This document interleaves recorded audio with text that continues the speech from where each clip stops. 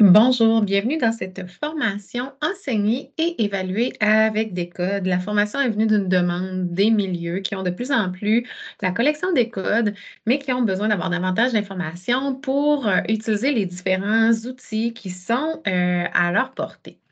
Donc, on commence la formation ensemble aujourd'hui. Donc, dans le contenu de la formation, premièrement, on va présenter la collection des codes. Ensuite, je vais vous démontrer comment enseigner avec des codes, le matériel complémentaire qui vous permettra de planifier vos leçons et ce qui est à venir bientôt dans la collection des codes. On commence ici avec les éditions Passe-temps. Donc, on va commencer par présenter rapidement les éditions Passe-temps si vous ne le connaissez pas. Ce qui fait la différence avec nous, c'est l'apprentissage par le jeu. Depuis 1996, une enseignante voulait que ses élèves apprennent par le jeu, commencer à faire du matériel dans son sous-sol, son mari embarqué dans l'entreprise et maintenant, c'est les deux fils qui ont repris l'entreprise. Donc, du matériel pour la petite enfance, le préscolaire, le primaire, le secondaire, l'orthophonie, l'orthopédagogie et le français en milieu minoritaire avec justement une section de suggestions pour le français en milieu minoritaire dans le Hors-Québec, entre autres, avec des niveaux qui sont suggérés. Donc, je vous conseille d'aller voir les différentes sections sur le site Internet. Comme je l'ai dit, ça existe depuis 1996.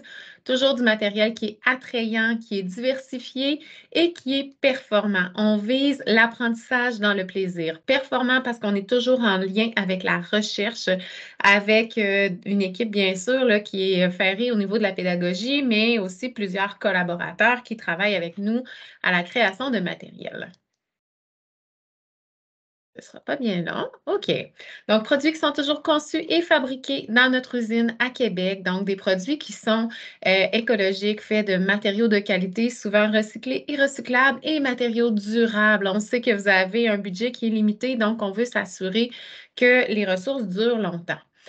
Vous connaissez peut-être la gamme Placotte. Je vais passer rapidement. Placotte, ce sont uniquement des jeux éducatifs qu'on retrouve de plus en plus dans les écoles. Toujours approche guidée par la science avec des règles du jeu qui sont très claires, mais surtout un guide d'accompagnement qui est très, très, très complet, qui va parler des différentes compétences, pourquoi on devrait les développer, comment aider l'enfant par le jeu, comment transférer dans le quotidien. Ce qui différencie beaucoup la gamme Placotte, c'est qu'on va travailler par sphère de développement. Donc, vous avez développement du langage, développement socio-affectif, développement cognitif, moteur et global.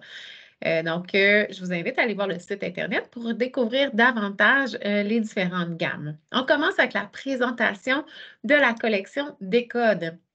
Des codes pour le moment, je dis bien pour le moment parce qu'en janvier 2024, à la date qu'on est là, c'est ce qui existe, mais des codes est appelé à se développer.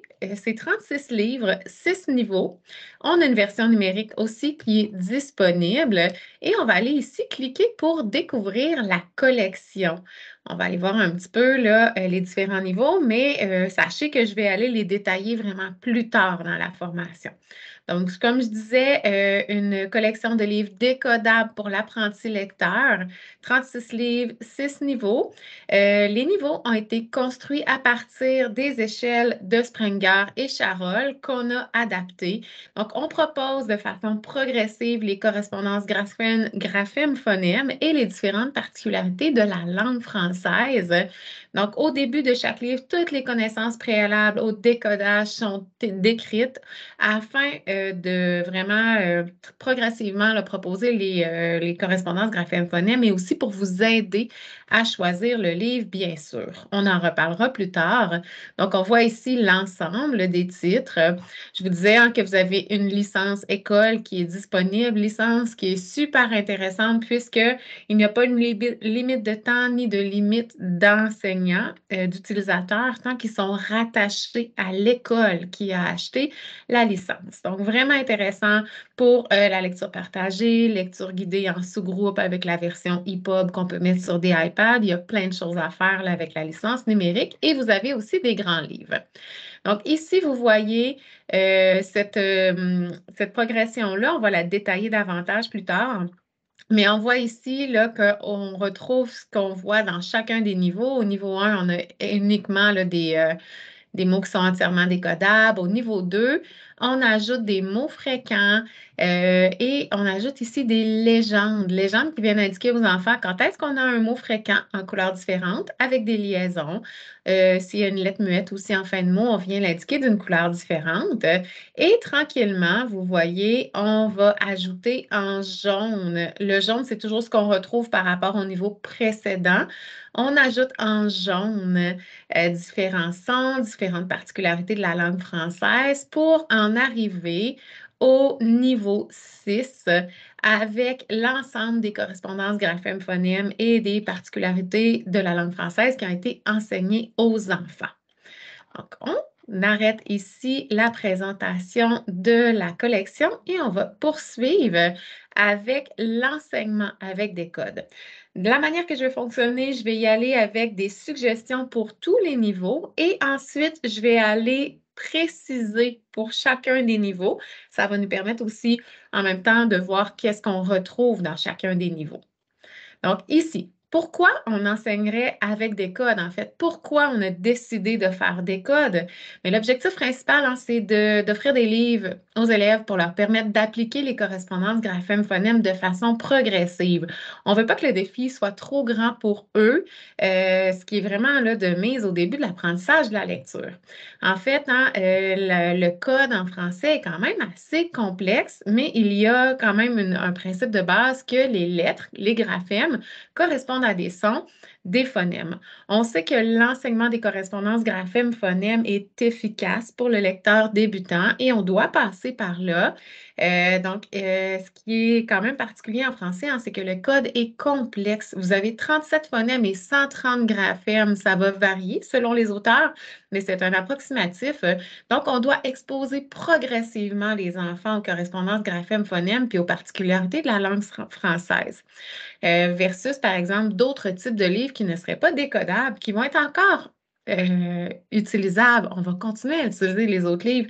Mais pour le lecteur débutant, on préfère commencer avec les livres décodables. Les autres livres ayant été pensés avec d'autres types d'échelles qui vont nous permettre de travailler la compréhension, mais souvent, on va avoir plus de mots fréquents. Des fois, les sons ne seront pas proposés dans le bon ordre, puis tout ça. Donc, on est mieux de commencer avec les livres décodables. On va aller parler des autres livres éventuellement dans ma deuxième vidéo qui traite d'enseigner avec Escalire. Donc, je vous conseille d'écouter aussi la deuxième vidéo si celle-ci vous a intéressé. Donc, comment faire en fait avant la lecture du livre? On se rappelle là, que c'est une démarche générale qu'on peut utiliser avec l'ensemble des livres. Premièrement, on se pose des questions. Est-ce que j'ai quelque chose à enseigner aux élèves avant de présenter le livre? Donc, est-ce que mes élèves ont toutes les connaissances préalables à la lecture du livre? C'est bien important. Ensuite, est-ce que j'ai enseigné les correspondances sans lettres contenues dans le livre? Si je ne les ai pas enseignées, assurément, il va falloir que je fasse un enseignement préalable ou à la limite, je pourrais tout simplement changer de livre pour y aller avec un livre dans lequel j'aurais déjà enseigné les correspondances sans lettres. Toutefois, si je décide d'enseigner un livre, que j'ai vu la majorité des correspondances puis que je dois en enseigner d'autres, à ce moment-là, je vais savoir lesquelles. Quelle activité ou matériel pourrait me permettre d'enseigner les correspondances sans lettres qui n'ont pas été enseignées jusqu'à maintenant? Donc, ce que je vais faire, c'est que toujours avant la lecture du livre, comment je vais faire pour choisir le livre? Bien, je vais choisir le livre en fonction de ma progression. Vous savez qu'il y a plusieurs collections de livres décodables en vente présentement et c'est impossible que tous les livres, en fait, les éditeurs ont tous fait des choix d'échelles différents pour la création de leurs livres. Donc, vous ne devez pas partir des échelles de la collection, mais plutôt partir de votre progression des apprentissages et ensuite choisir le livre en fonction de votre progression. Donc, on va se baser sur les descriptifs des niveaux que je vais vous présenter plus tard, sur deux tableaux aussi que je vais vous présenter là, dans quelques diapositives, deux tableaux de décode pour choisir les livres. Et vous allez aussi regarder la légende dans la première page du livre pour voir si vous avez enseigné l'ensemble des correspondances graphèmes-phonèmes. Donc, Qu'est-ce que je vais faire? Je vais planifier aussi de façon stratégique mon enseignement. Si je n'ai pas enseigné l'ensemble des correspondances graphèmes-phonèmes, bon, mais je vais voir lesquelles je veux enseigner. Quel est mon objectif aussi avant la lecture du livre? Je vais planifier mon enseignement préalable avec différents outils, puis je vais voir comment, hein, selon quelle modalité je vais enseigner ça. Ça va être important aussi de varier le matériel pour voir si les élèves sont en mesure de transférer leurs apprentissages dans différents contextes. On passe beaucoup par les livres, mais vous avez aussi des jeux, du matériel complémentaire aux éditions Passe-Temps qui sont très pertinents, que je vais vous montrer plus tard en lien avec chacun des niveaux des codes. Et vous avez aussi plusieurs ressources là, sur Alphagraph qui ont été créées par l'équipe de Michel Minard-Corriveau et Alexandre Mador. Donc, ici, quand je parlais de tableau de résumé des codes, on les voit ici présentement. Vous avez ici le tableau qui est récapitulatif, très, très visuel sur une seule page de ce qu'on le retrouve dans chacun des niveaux. Donc, on voit ici hein, au niveau 1, là, on a juste des graphèmes simples. Puis quand on arrive au niveau 6, l'ensemble des cases sont en couleur parce qu'on a vu l'ensemble de ces correspondances graphèmes-phonèmes-là ici, puis des différentes particularités de la langue française. C'est un petit peu petit ici, mais sachez que vous allez pouvoir, en fait, en dessous de la vidéo, là, voyons, en dessous de la vidéo, le document PDF va être partagé et vous allez pouvoir avoir tous les liens cliquables dans le document PDF là, pour être en mesure d'aller chercher ces tableaux-là ici.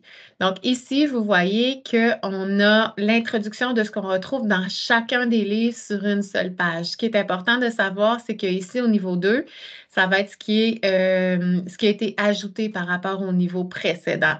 Donc, vous allez avoir un aperçu général, puis après ça, vous pouvez toujours aller revalider en regardant l'intérieur du livre. Donc, on voit ici une page intérieure de niveau 1. Ici, là, on voit d'un coup d'œil que dans ce livre-là, les connaissances préalables au décodage, c'est qu'on doit avoir enseigné les 17 lettres de l'alphabet suivantes et leurs sons. Donc, on les voit ici. Je vous montre un exemple d'une page intérieure de niveau 6. Là, on voit à ce moment-là hein, qu'il y a beaucoup plus de choses qui ont été enseignées aux élèves. Donc ici, ce sont l'ensemble des connaissances préalables à la lecture du livre. On continue.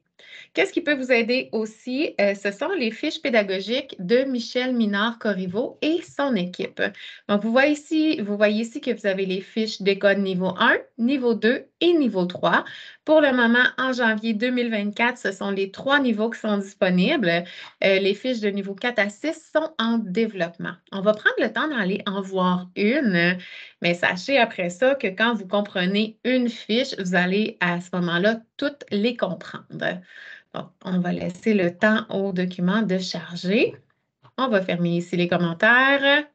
Donc, fiche d'appui pour les livres décodables, décode, ici, série. Donc, dans toutes les fiches de Michel Minard-Corriveau qui ont été faites en collaboration là, avec l'École d'orthophonie et l'Université Laurentienne à Sudbury en Ontario, avec la contribution de ces personnes-ci. Dans toutes les fiches, vous allez retrouver les correspondances graphèmes-phonèmes, donc les correspondances lettres-sons qui sont présentes dans le livre. Vous allez avoir aussi les lettres finales muettes, les lettres finales oralisées, donc afin d'attirer l'attention des élèves sur le fait que certaines lettres doivent faire un son, même s'ils sont à la fin. La liste des mots inconnus. Ensuite, les mots outils et les mots fréquents. L'indice de diversité orthographique. Donc ici, l'indice de diversité orthographique, ça signifie comme par exemple ici, que sur 100 mots dans le livre, aucun mot n'a été répété. Donc, quand on a un indice de 100, on a un livre qui a une très grande richesse orthographique. Et plus l'indice diminue, plus les mots sont répétitifs. Vous allez remarquer qu'au niveau 1 de décode, l'indice de diversité va toujours être un petit peu plus bas parce que le nombre de mots en français qui sont entièrement décodables est extrêmement limité. Ça a été tout un défi de créer des livres de niveau 1 avec des mots entièrement décodables, sans lettres muettes, sans mots fréquents.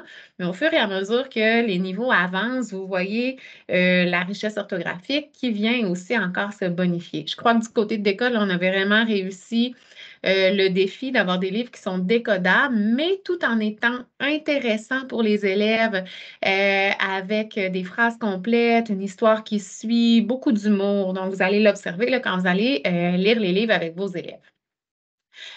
Vous avez aussi l'indice de réussite orthographique. Ça, c'est bien intéressant. En fait, là, on va aller le voir davantage là, dans une fiche. C'est pour faire le transfert entre la lecture et l'écriture. On sait hein, que c'est intéressant. En fait, c'est recommandé là, de faire le transfert entre la lecture et l'écriture. Donc, l'indice de réussite orthographique va pouvoir vous aider. On voit ici le nom de la collection des codes, le niveau 1. Le titre du livre, c'est Le Boa, c'est le tout premier livre. Vous allez voir ici, dans ce cas-ci, que les graphèmes, les lettres qui se retrouvent, les graphèmes phonèmes hein, qui se retrouvent dans les livres, sont toutes listées ici. Et lorsque vous les avez enseignés, il suffit uniquement de cocher. Ça vous permet de voir d'un coup d'œil lesquels vous devez enseigner. Ensuite, l'indice de diversité orthographique, les mots-outils, les différentes particularités qu'on peut retrouver dans les livres dont il faut discuter avec nos élèves, les listes alphabétiques des mots présentés dans le livre, puis ici la diversité, la progression orthographique des mots par niveau scolaire. Donc, ce dont je vous parlais tout à l'heure. On voit ici, par exemple, que tous les mots ont été sortis du livre et là, vous voyez des chiffres. En fait, si on regarde ici, les mots de niveau 10 sont jugés comme étant faciles à orthographier, alors que les mots de niveau 1 sont plus variables, exceptionnels, donc sont plus difficiles à maîtriser. Donc, un niveau de 7 est essentiel pour intégrer ces mots à une tâche d'écriture. Donc, on doit ajuster nos attentes pour placer les élèves en réussite. Si je regarde ici, par exemple, le mot ami, ici, est de niveau 2 pour la première année. Donc, à ce moment-là, hein, on se rappelle qu'on avait dit que 10 étant facile. Donc, à ce moment-là, je n'irai pas nécessairement en première année avec avec le mot ami. Je commencerai davantage avec le mot de et le mot le, même le mot sur, le mot si. Donc, quand on est en haut de 7, on peut s'attendre à ce que les enfants soient en mesure d'orthographier ces mots-là, puis on voit que ça change hein, au fur et à mesure que les élèves avancent dans le développement là, de leurs connaissances. On continue. Donc, si on a bien compris là, des codes de niveau 1 comme ceci, c'est la même chose pour niveau 2, niveau 3. Donc, vous avez ici les 6 livres de niveau 1, 6 livres de niveau 2, 6 livres de niveau 3. Donc, on parlait des fois d'enseigner différents objectifs avant la lecture d'un livre. Je vous ai fait une petite liste d'objectifs qu'on peut travailler avec nos élèves avant de passer à la lecture d'un livre. Sachez que c'est une liste qui n'est pas exhaustive. Vous pourriez ajouter d'autres choses, mais on peut toujours, hein, parallèlement à la lecture des livres, préalablement plutôt travailler la conscience phonologique, la conscience phonémique, les correspondances graphèmes-phonèmes des différents livres, la segmentation phonémique. Donc, on va prendre des mots, puis on peut s'amuser à segmenter en sons les mots. Après, l'écriture et la lecture de mots et de non-mots, la lecture de phrases, les régularités orthographiques, le vocabulaire et la morphologie de certains mots. Donc, comment je fais pour planifier mon enseignement explicite? En fait, hein, c'est qu'au départ, je veux planifier des activités là, et enseigner de façon structurée à mes élèves, de façon progressive, systématique et séquentielle.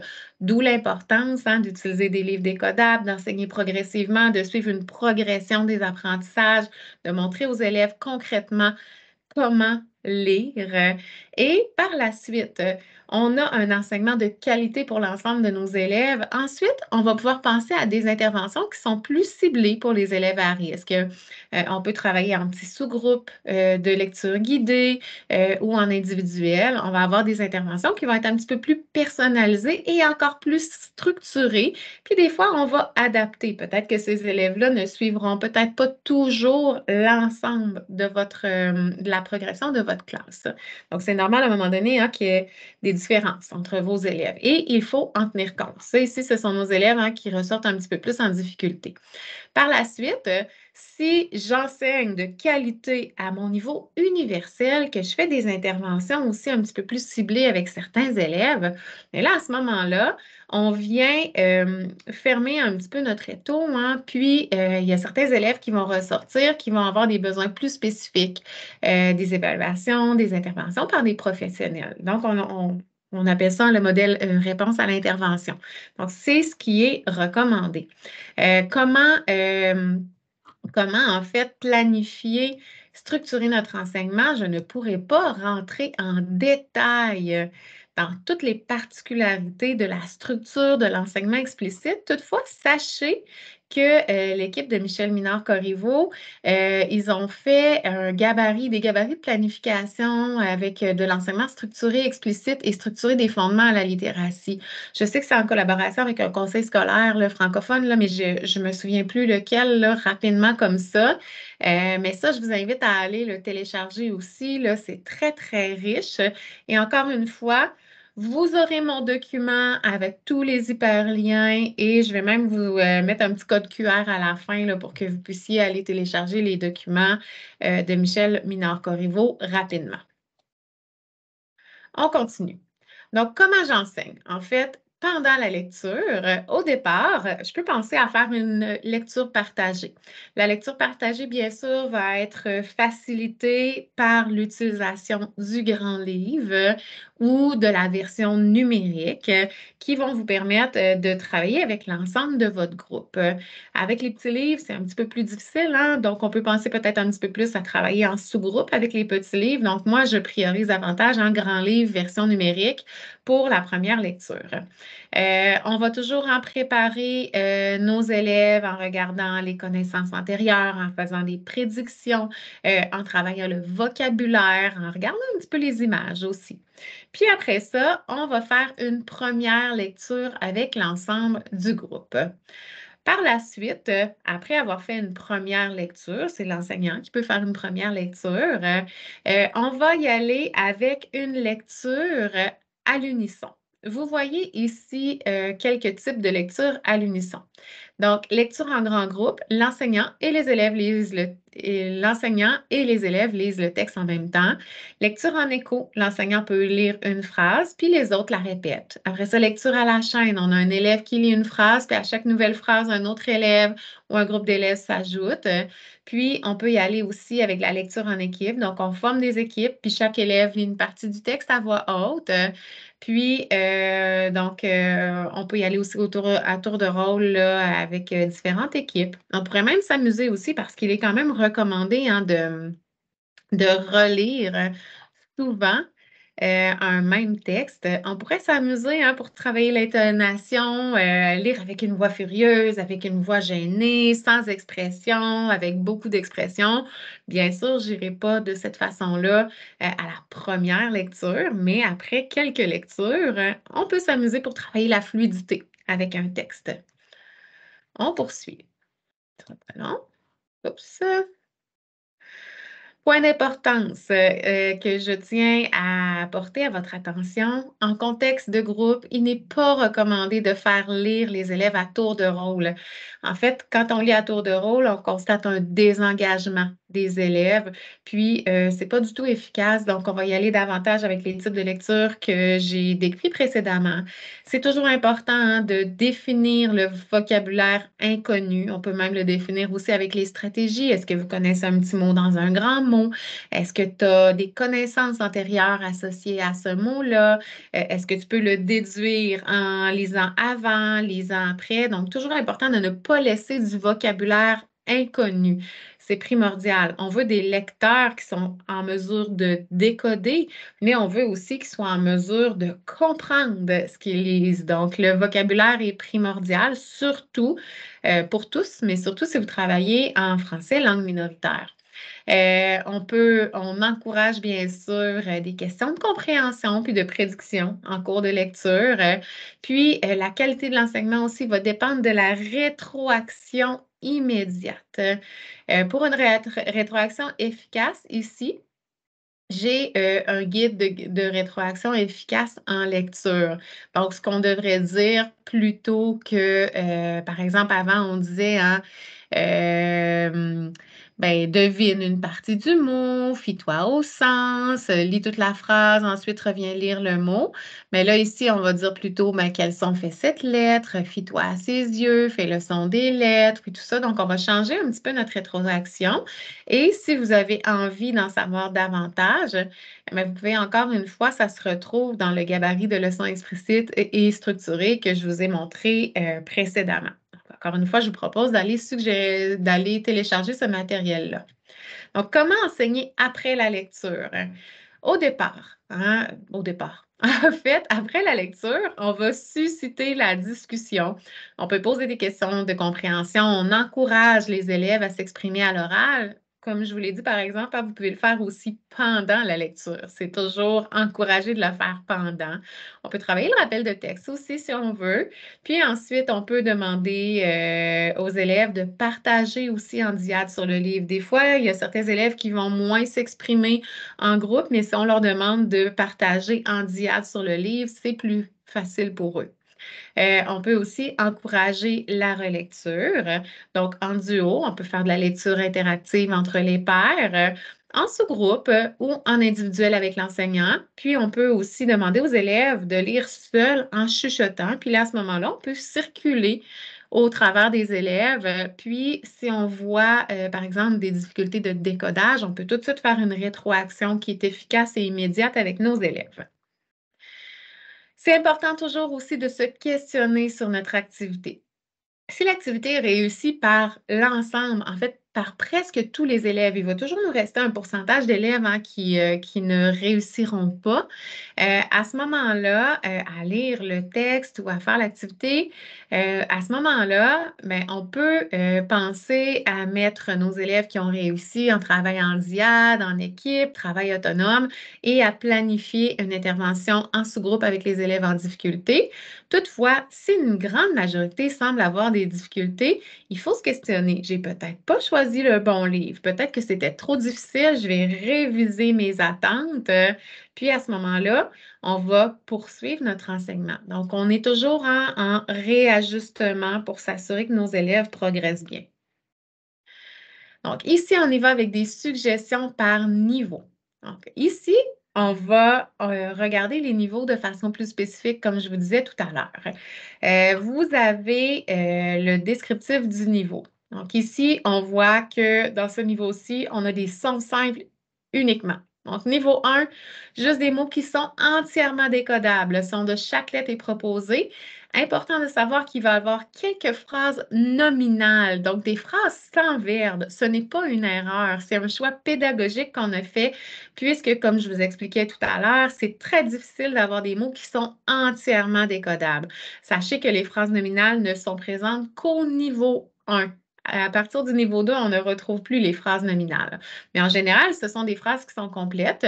On va avoir prédominance de consonnes et de voyelles fréquentes. On les énumère ici. Prédominance de mots d'une ou deux syllabes écrites, prédominance de syllabes de type voyelle, consonne-voyelle et quelques consonnes-voyelles, consonnes, très, très peu de consonnes, consonnes-voyelles, consonnes, consonnes, voyelles, consonnes. Donc, quand est-ce que je vais choisir les livres de niveau 1?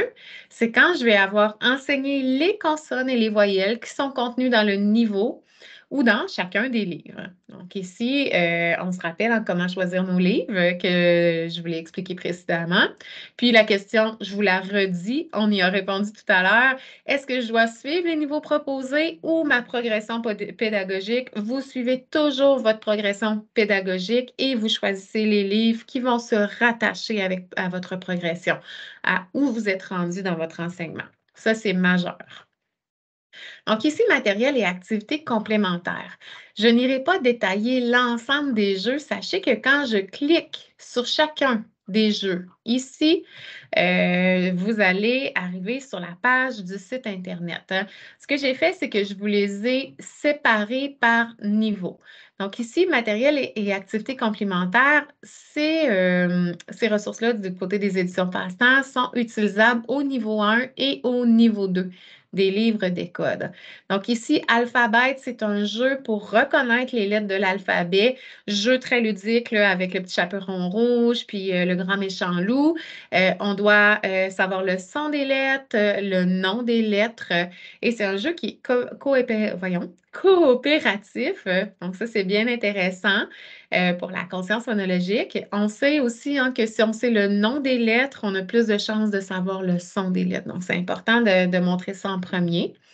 Ensuite, vous avez Gargotte et les Vlipous qui sont 4 jeux et un document d'accompagnement.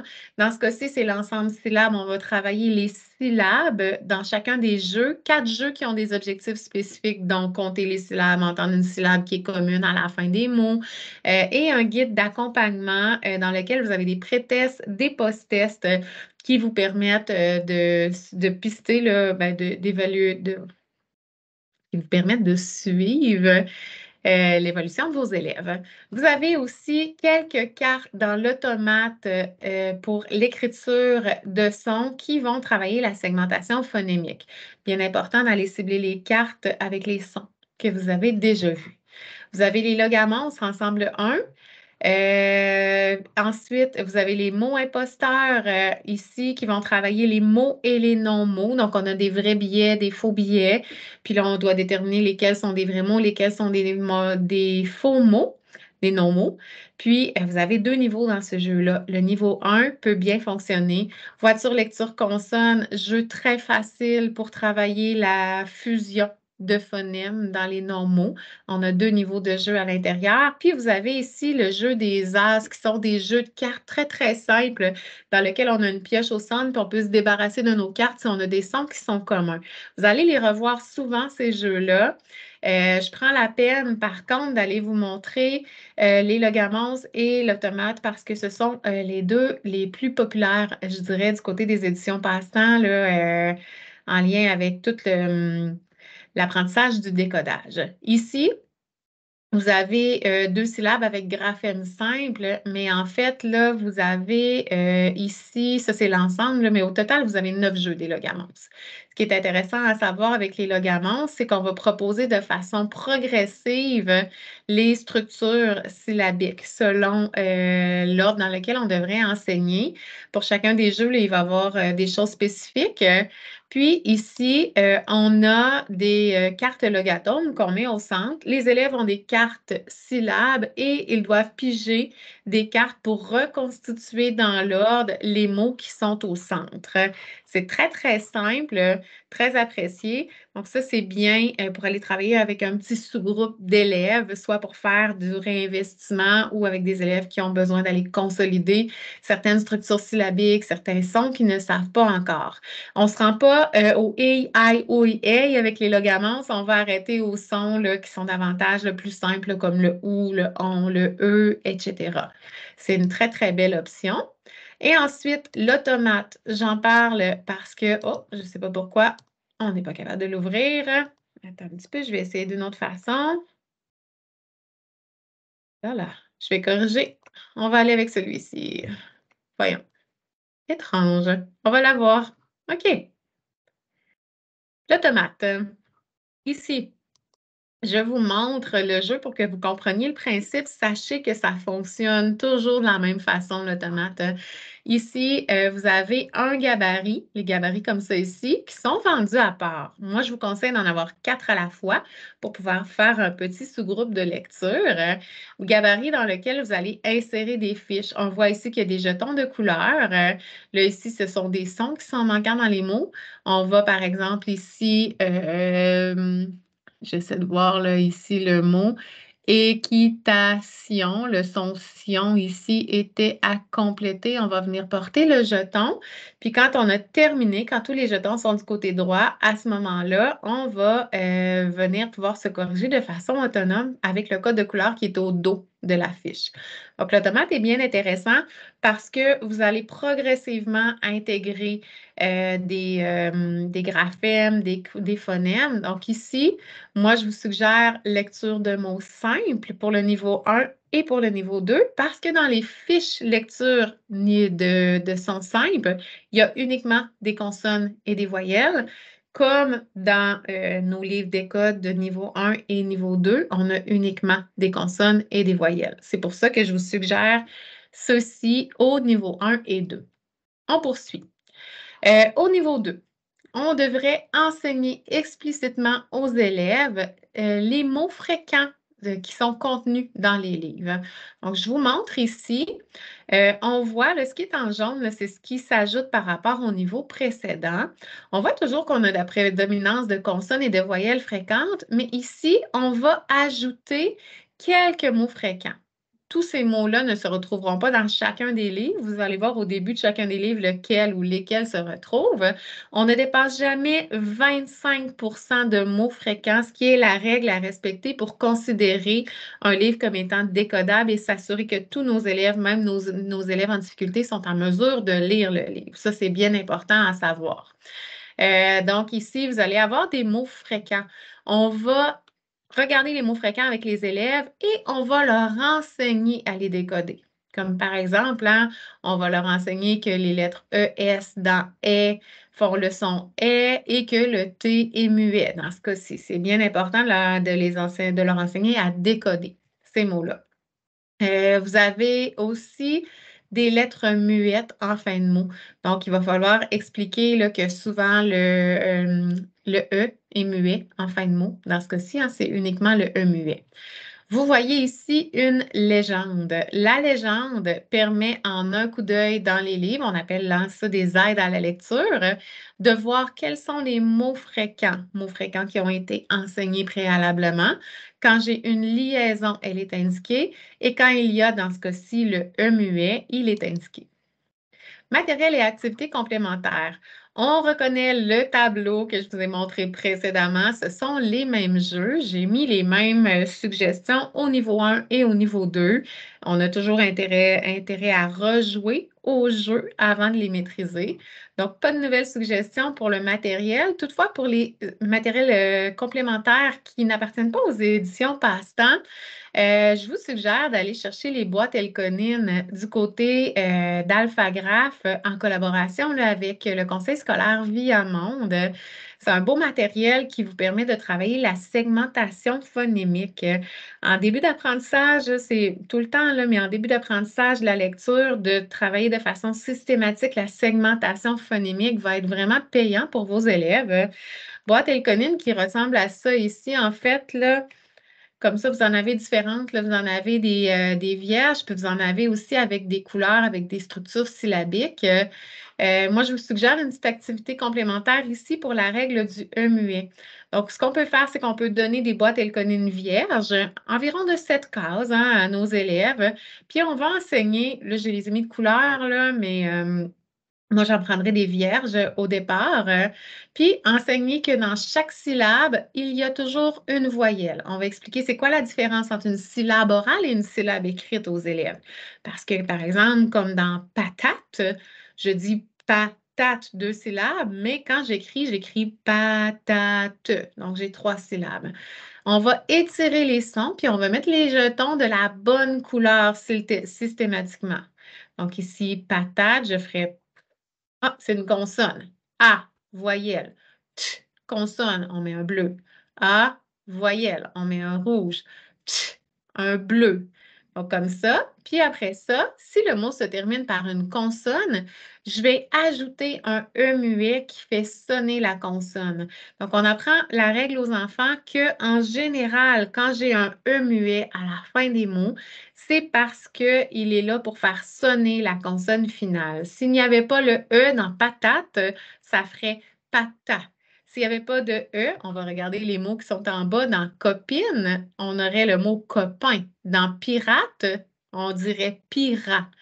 Donc, c'est important là, d'enseigner les régularités orthographiques. Donc, ça, cette règle-là, elle est bonne dans environ 80% du temps. Donc, on est mieux d'enseigner les régularités orthographiques, ce qui revient le plus souvent à nos élèves que les exceptions. Donc, ici, on peut leur enseigner ça.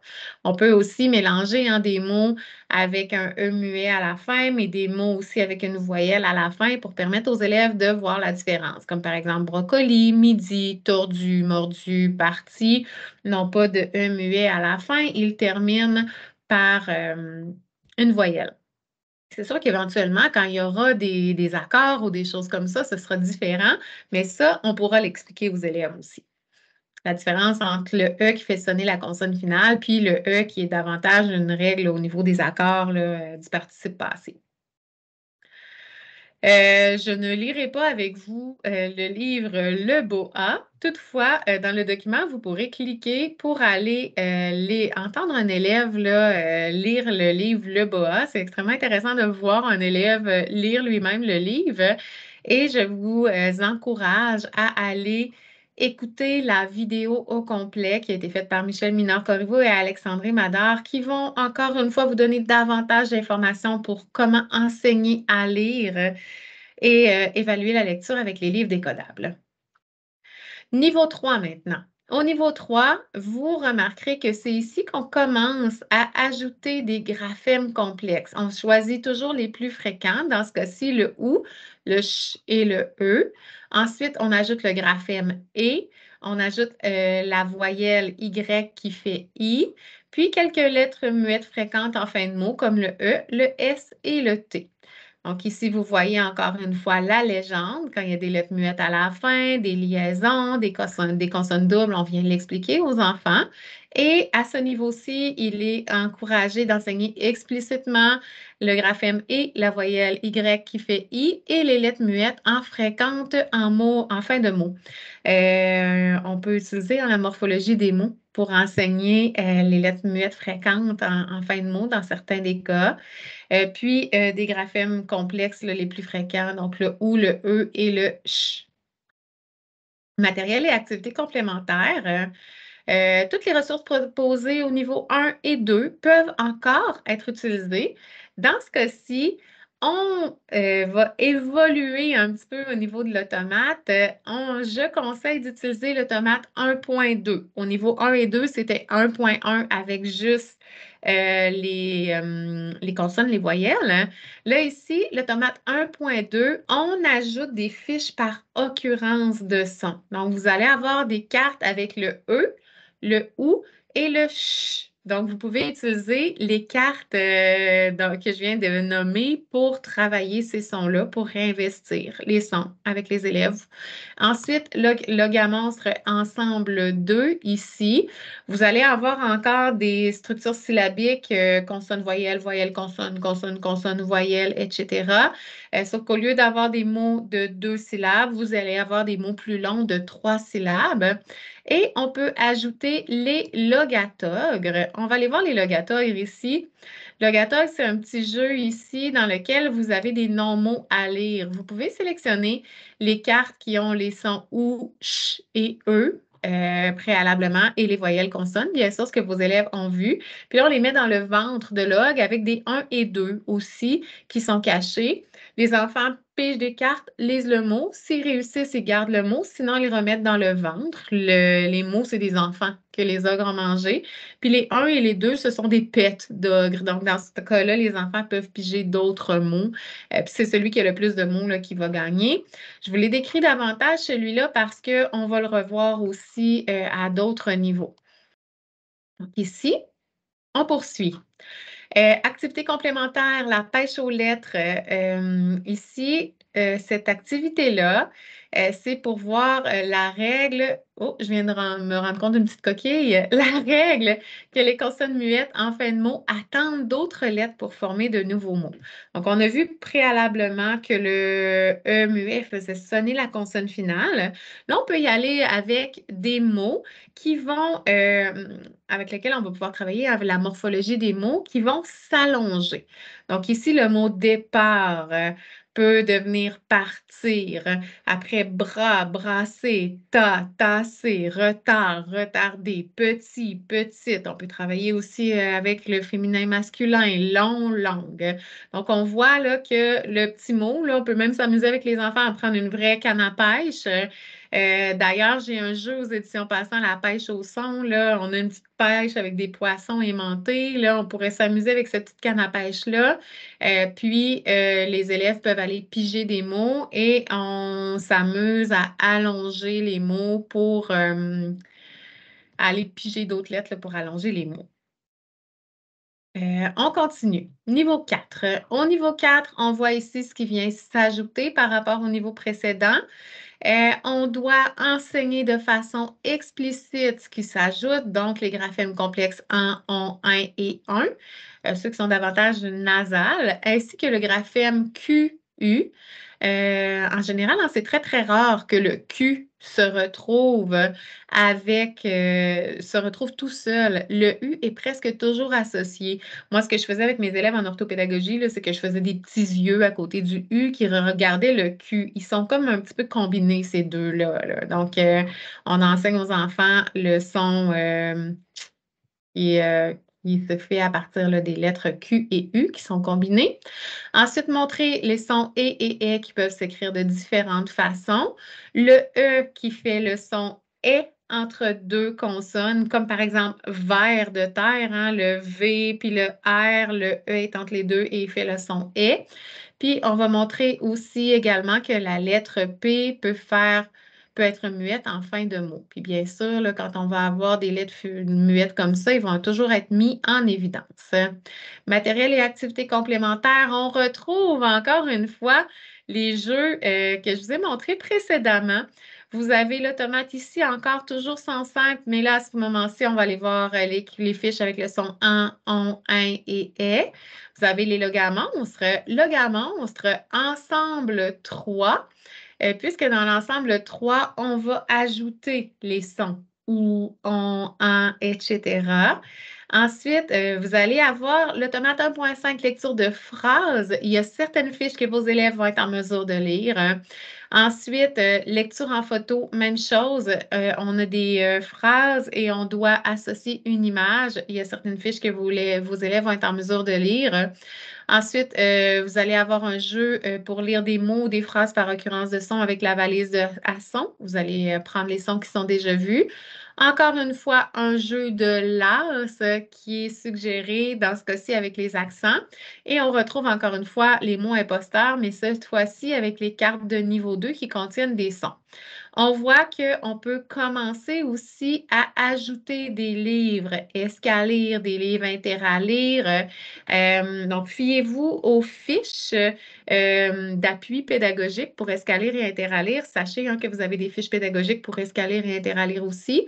Puis, les livres de niveau A et B, là, à ce moment-là, là, peuvent pratiquement tous être lus. Il y a peut-être quelques sons là, qui ne seront pas lus par vos élèves, mais la majorité, ou quelques mots, mais en général, à ce niveau-là, ils commencent à être en mesure de lire d'autres livres.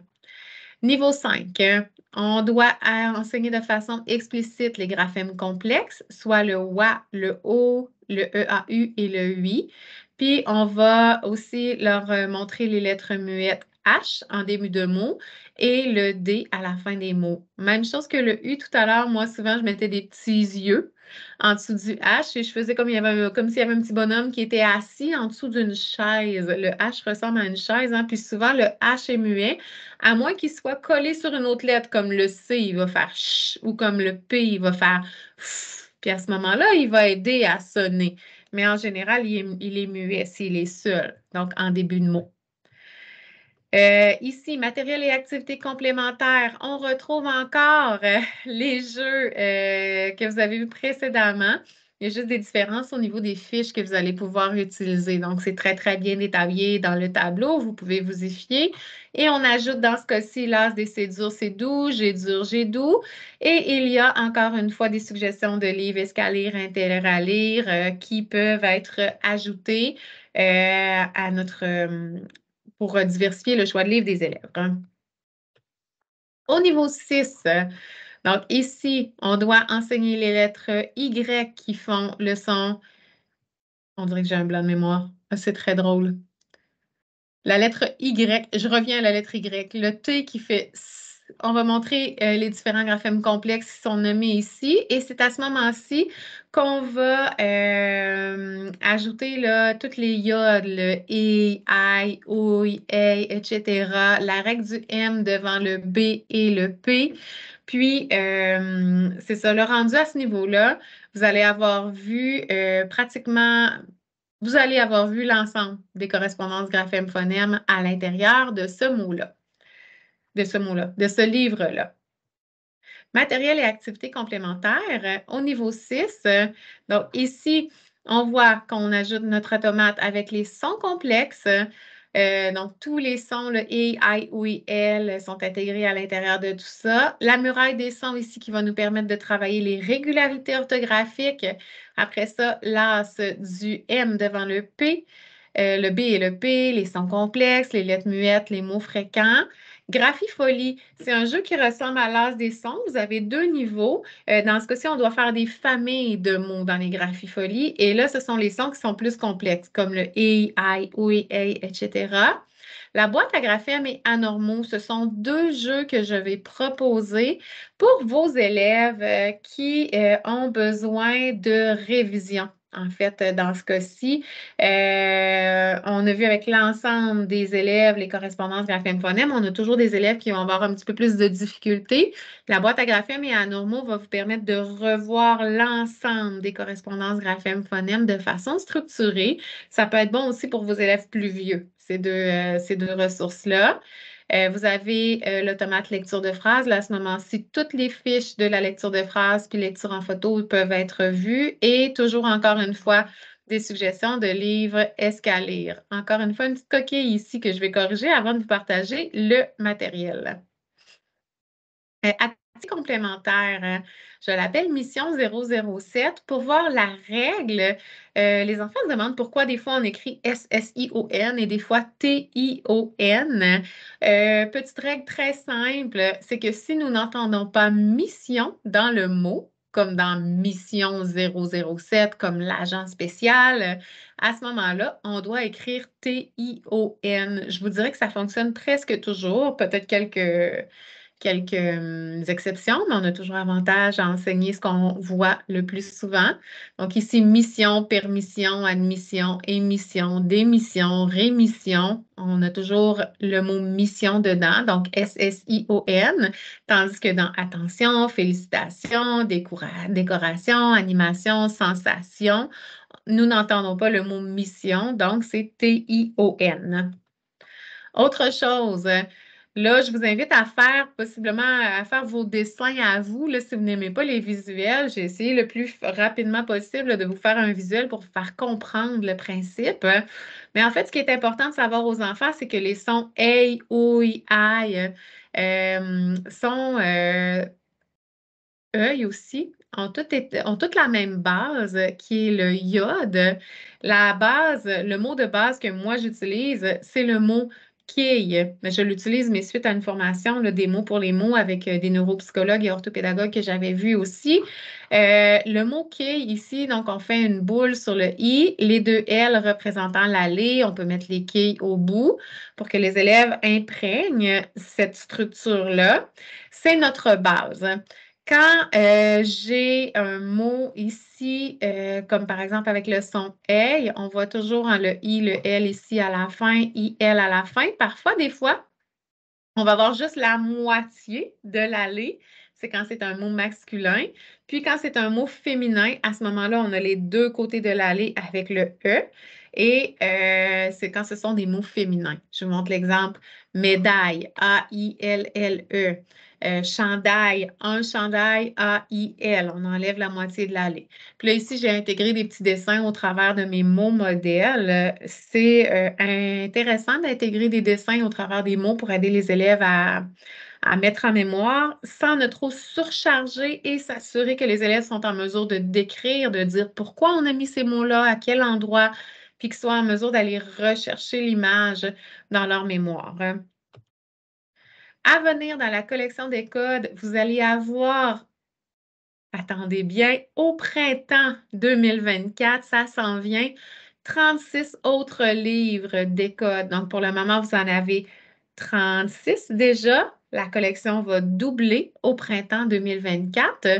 Vous allez avoir un guide de présentation éventuellement qui va sortir aussi avec plus la structure, comment enseigner, puis tout ça. Ce ne sera pas un guide d'accompagnement avec plein d'activités complémentaires suggérées, mais quand même une base pour vous guider pour l'enseignement de Décode. Une trousse d'évaluation qui s'en vient pour Décode, donc surveillez-la bien. Elle va être bien utile avec des nouveaux livres. Vous n'aurez pas à sortir de livres de ceux que vous utilisez pour enseigner. Il va y avoir des nouveaux livres dans la trousse. Elle va être très, très bien faite. Ensuite, des ateliers Décode, du matériel pour travailler la compréhension et les inférences et la précision en lecture. Si vous voulez aller plus loin, je vous ai mis ici des suggestions de matériel pour travailler les dominances orthographiques.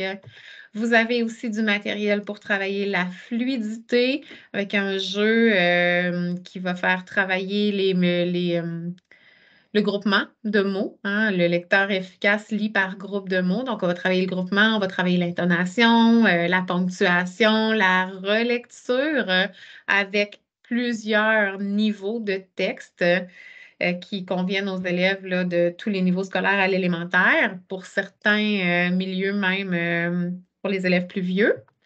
Matériel pour la morphologie des mots, ici. Et 3 listes utiles pour développer la phonétique, le décodage avec vos élèves, les 5 composantes essentielles en lecture qui incluent la compréhension en lecture, le vocabulaire, la fluidité, le décodage, la conscience phonologique. Vous avez une ressource aussi, une liste pour le langage oral. Et oui, aussi dans cette liste-là, vous allez avoir toutes les collections de littératie qu'on a du côté des éditions Passe-Temps. Si vous voulez télécharger rapidement les documents d'Alphographe et Réussir, vous avez uniquement à scanner le code QR ici. Vous allez y arriver rapidement. Puis, si vous voulez aller un petit peu plus loin, je vous conseille d'aller du côté de Passe-Temps, voir les blogs avec plein d'articles scientifiques, articles pratiques aussi qui sont intéressants. Ensuite, des formations sur le site des éditions Passe-Temps. Si vous voulez poser des questions, vous pouvez écrire à cette adresse-là. Vous avez aussi une chaîne YouTube dans laquelle vous allez retrouver plein de vidéos descriptives des ressources et de plus en plus des vidéos pour vous montrer comment enseigner avec le matériel. Et vous pouvez vous inscrire à l'infolette. Du côté de Placote, section trucs et conseils avec plein d'articles pertinents, de choses pertinentes. Puis, un infolettre aussi pour vous inscrire. Hein. Je vous remercie de votre attention et n'hésitez pas à contacter Info Passe-Temps si vous avez des questions spécifiques. Et quand c'est encore plus spécifique, souvent, ils vont référer à moi puis on pourra discuter à ce moment-là. Je vous remercie et je vous encourage à écouter l'autre vidéo qui explique comment enseigner et évaluer avec Escalire.